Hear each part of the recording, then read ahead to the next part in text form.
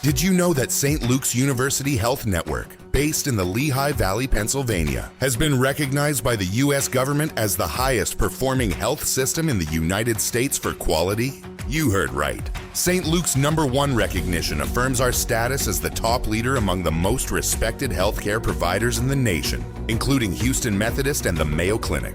To state it simply, if you want to receive the best care when you go to a hospital, come to St. Luke's.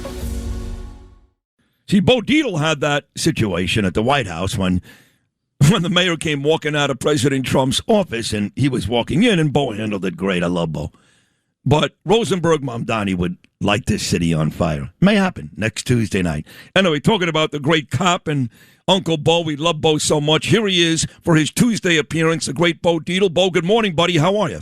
Good morning, Sid. And, you really got to think about running for mayor. That is not an easy thing. They'll come at you all different ways. You'd make a great mayor, Sid. But in reality... Hold on. Stop. Don't talk anymore. Give yourself a breath there, because I got to cut this up. I got to add, I've got Lara Trump, I've got Bruce Blakeman, I've got KT McFarland, Rachel Campos stuff. Yeah, I got the president, too, between us. But now I got Bo Dietl. I got to use that audio, because Bo ran for mayor. He did it. They screwed him. Bill de Blasio screwed him. The city screwed him. They smeared him on Easter Sunday in the New York Daily News. But Bo, you ran for the same reason. Well, I would even consider it, because you'd have to be a crazy person to run for that job in this city. But you did it because you legitimately love this city. I love this city so much. My kids, my grandchildren are here. And before I get into my Mamdani thing, let me tell you, I'm just happy that the Long Island Railroad strike is over. A lot of people don't understand. The MTA is run by elephant ears. Jan Oliva. He's got ears like a friggin' elephant. And on top of that thing, a lot of people don't know what's going on with the MTA. This guy should be taken out. We got to look at one thing. You're talking about this $23 billion budget. Then there's a $68 billion capital plan that all of a sudden now you got $1.5 billion in overtime. Look at. I support all union guys, but some of those union guys on the Long Island Railroad were making up near $400,000 a year with their overtime. What? You know who was put out? The 300,000 people using it, and people that work for me that couldn't get to work, taking 3-4 hours. So before you go on strike, learn who you're going to hurt. You hurt the people. You got your raise. You got that. I support unions. I'm part of unions, but let's be real about it. Who suffered from this? The people that couldn't travel on the trains. You want to negotiate, you negotiate. The only problem is when you got a guy like Jano Leva, elephant ears, you can't negotiate in good faith because the guy don't have a clue. And it's just, I'm glad it's over. I'm glad everybody got everything. That's a lot of money, for these guys making up near $400,000 a year. That's a lot of money. So congratulations, Long Island Railroad Union guys. You guys did very good. Don't do this again. Don't hurt the people that take the damn train. The only thing I don't want to hear today, because that was a great job there, Bo Dietl, great job. What I don't want to hear today is anybody congratulating the governor, because all she did was cause issues with this. She did nothing to help. All she did was cause issues.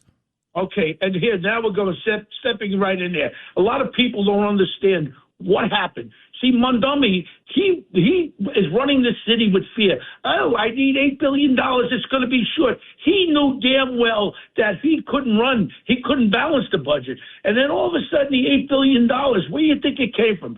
$2.3 billion came from deferring pension payments. They're borrowing from pensions. People don't understand something. So every fireman, every cop, sanitation workers, that means for every dollar they rated today, you're going to owe $1.61. That's what they're doing. They're not balancing the budget. They're borrowing from Peter to pay Paul. And on top of it, what do you think this all happened about? That snaggletooth governor, that buck-tooth woman with that eye, she's got that eye makeup. Enough with that eye makeup. You look like a horror fight. She comes in there. You know why? She wanted one thing. She wants to suck up to Mamdani because she wants the Democratic votes of New York City. That's why she's doing this whole thing. And even Ken Griffin, all of a sudden, Mamdani thinks he's going to meet with my friend Jamie Dimon, who I know personally. Jamie Dimon should ream him another butthole, because right now. Well, hold on. I'll tell you something. Let me tell you one thing about Jamie Dimon, because before you talk about people leaving, I will tell you that right after Mamdani won, I was very upset with Bill Ackman. I've come around on Bill now because I think his heart's in the right place, but he reached out the olive branch right away, but nobody reached out the olive branch quicker to Mamdani after he won than the aforementioned Jamie Dimon. I'll say something else about Jamie Dimon because I have these conversations with Larry Kudlow, and the president will tell you the same thing. He's not a friend. This guy is out there every day predicting the end of the world economically. We're going to have a recession. This is bad. That is bad. So you may like Jamie Dimon, and always a big deal in this city. He's a Mr. Money guy. But the truth is, he is not a friend of ours. He's not. Well, all I know is one thing. When Mamdani talked about the working class, right? He raised the fees for ambulance rides and ESM treatment, increased parking tickets, bus lanes, expanded the permits. He's taxing the rich bullcrap. He's taxing the everyday people. People don't realize. It turns out that the young people that voted for this scumbag, the 20 and 30-year-olds, the jobs are not there. The rents are rising like crazy. And you know what? Something affordable, this word affordable, he is doing nothing. He's a piece of garbage. And then we're talking about with the cops. He blames the cops for the overtime. He blames he loves to blame. And the reality is this guy is a piece of garbage. Now you got the MTA. I got to go back with this. The MTA hired a company. One of the companies that's taken over every security company in the world. They're a $23 billion company, Allied Security.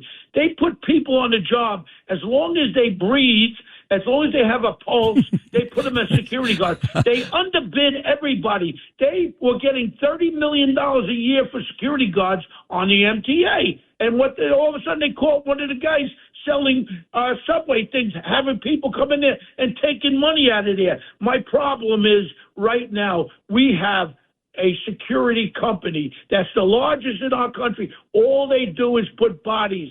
And when I have to bid for jobs that I lose, they lose money to get it. And it sucks because I'm out there trying to put the better people. I tell people, you want good security, you got to pay people a decent wage. You can't give a minimum wage and expect for a decent wage. Oh, Bo, I want the cheapest security, but the best people with the cheapest. That's an oxymoron, you idiots. So that just bothers me. Okay, but this is important now. This is very important. Mrs. Ugly raises her head again. Randy Ugly Face Weingarten. She used $1.4 million of union funds to write her friggin' book about her liberal ideas. This ugly faced woman. I don't know who's more uglier. She is ugly, and now she's taking money from the union. And on top of it, my guy is Elon Musk. I'm going to tell you about Elon Musk. First of all, I got to be very open about it. SpaceX, I got a little piece in there. Okay. SpaceX. Yeah. People don't understand something. What is Elon Musk? We saw him in action when he was finding all the fraud and all the theft in every one of our governmental institutions. He showed they're talking about somewhere between 30 and 35% of the trillions of dollars in federal contracts and federal monies there that are fraud and stealing. Elon Musk is one of the smartest guys in the world because he saw right through it. And right today, we're living. If we tightened up the theft, because we saw it's in Minnesota. Oh, just open up a Medicare office. Just put Medicare on it. Don't take your check. Nobody's checking this thing. Fraud is so outrageous across the board. And you know what? Elon Musk is going to be the first trillionaire. And I'm going to tell you something. Your phones that you got, it's a thing called, what are you doing right now? It's called Starlink. Every phone in the world will be Starlink. SpaceX, and I'm not trying to pump it up because I told you I have a little thing in there. I'm not trying to pump it up. This is going to be where the world will be going. Now, the other side, AI. They're the leaders in AI. So it's a natural. You got Starlink, you got AI, and this man has the one that discovered it all. He's the greatest mind. He hit on the fraud and the theft that was out there. I don't know why we shut him down. We should have let him continue, and he could have saved America. billions, hundreds of No, billions I of think dollars. I think he had enough. I don't think we shut him down. I think the Doge you're talking about, he had enough. And look, you talked about it, Medicare and Medicaid. Dr. Oz is on that case. I mean, you had all these hospice centers in Los Angeles, big hospice buildings, not one person inside of them. We saw the great job that Nick Shirley did in Minnesota with autism centers and preschools. Nobody inside of them. New York's in trouble.